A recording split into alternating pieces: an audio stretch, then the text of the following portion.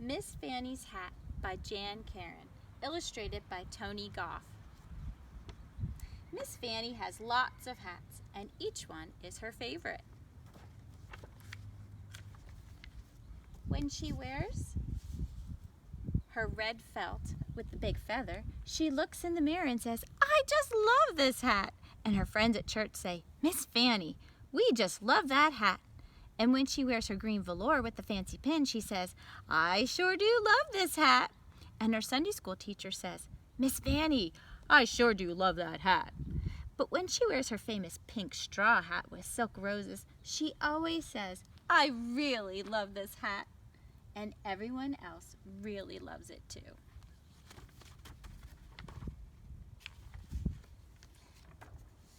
Miss Fannie is 99 years old and very small. In fact, she's grown to be about the same size she was as a little girl. Miss Fannie and her daughter, Miss Wanda, live together. Miss Wanda makes breakfast every morning. "Don't make me much breakfast," says Miss Fannie, sitting on the sofa in her robe.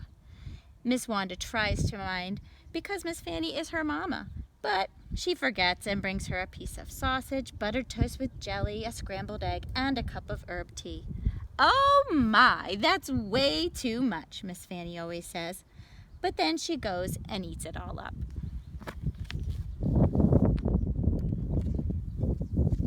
Every morning after breakfast, Miss Fannie reads her Bible.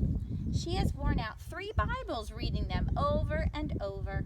Her favorite verse is, "With God, all things are possible." Every Saturday, Miss Wanda washes Miss Fannie's hair. Miss Fannie takes off her robe and stands around in her slip looking very tiny. Then she gets on a stool and sticks her head in the sink. Miss Wanda runs the warm water and puts the shampoo on her mama's head and scrubs until it lathers up. Then she scrubs some more. "That feels good," says Miss Fannie.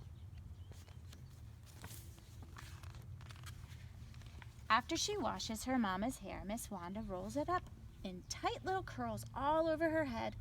The curlers are real hard to sleep in, but Miss Fannie doesn't care one bit. She knows that when she goes to church the next day, she will look beautiful. On Sunday morning, Miss Fannie puts on a pretty dress and high heel shoes. She puts in earrings and necklaces and lipstick and blusher and powder. Next, Miss Wanda combs out her mama's hair, which is all nice and soft and gray, like the feathers of a dove. Then, finally, after all that fussing with her hair, she goes and hides it under a hat.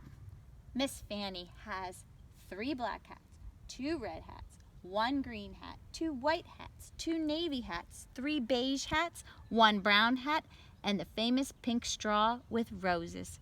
Because she never wears the same one twice in a row, some people think she has a whole closet full of hats, which of course she does. One Sunday, Miss Fannie's handsome young preacher came up to her and said, "Miss Fannie, would you kindly give us one of your beautiful hats? It will go in the auction to fix up the church in time for Easter." That same day, Miss Wanda helped her mama get out her hats and put them on the bed and the dressing table. Then Miss Fannie closed her bedroom door. "Lord," she said aloud, "I'd appreciate it if you'd help me make the best choice." She always talked to the Lord as if he was right there.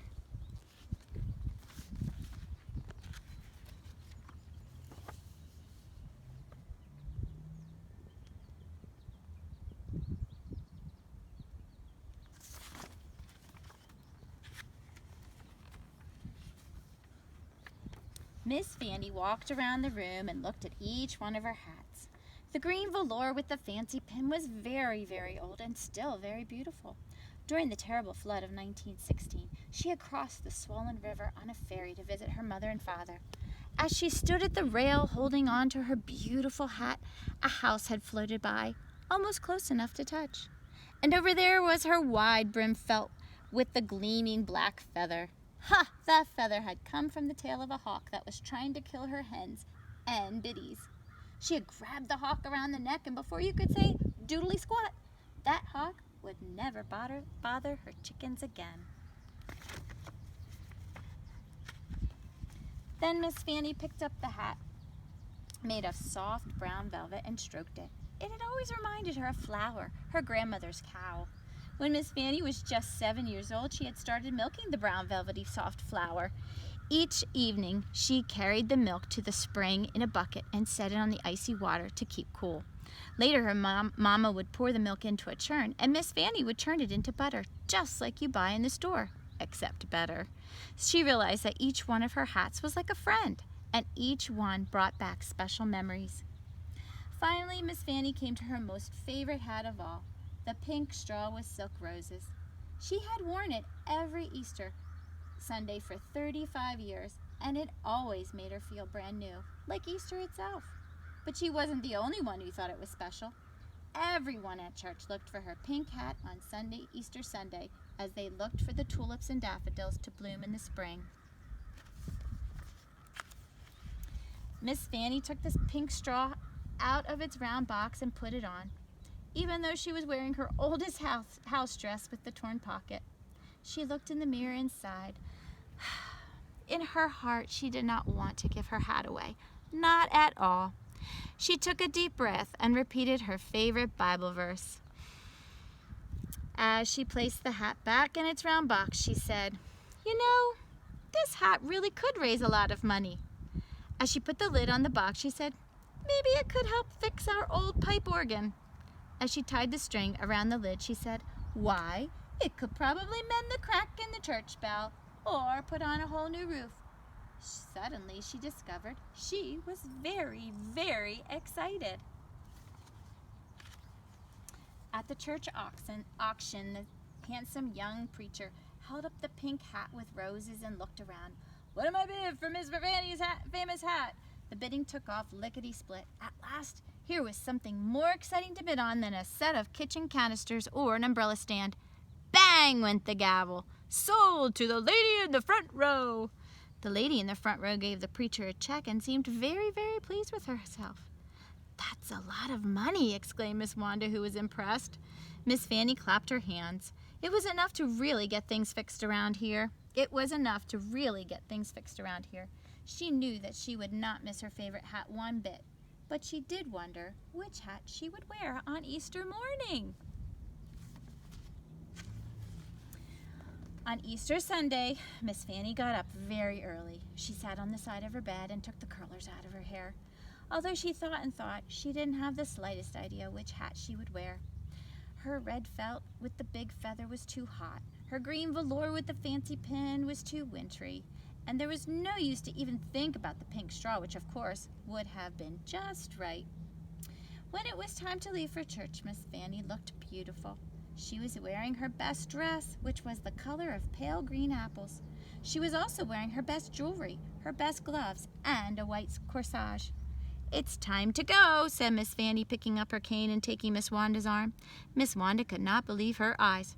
Her mama was going out the door without wearing any hat at all. When they arrived at church, Miss Fannie couldn't believe her eyes. On either side of the freshly painted church, someone had planted beds of glorious pink roses. Pink roses were also planted along the walkway, under the stained glass windows, and in front of the old fence by the street. "Oh, Mama," said Miss Wanda, "it looks just like your pink hat." The handsome young preacher greeted them on the steps and gave each one a big hug. "We hope you're pleased, Miss Fannie. We were able to patch the bell and fix the organ, and your beautiful hat made it possible to buy these roses." As Miss Fannie laughed with delight, she didn't see an old woman at all. What they saw was a young girl, with hair as soft as the feathers of a dove. Now, when people pass the little white church, they think they're seeing a garden of dazzling pink roses. But what they're really seeing is Miss Fannie's hat, and it will always, always be her favorite. The end.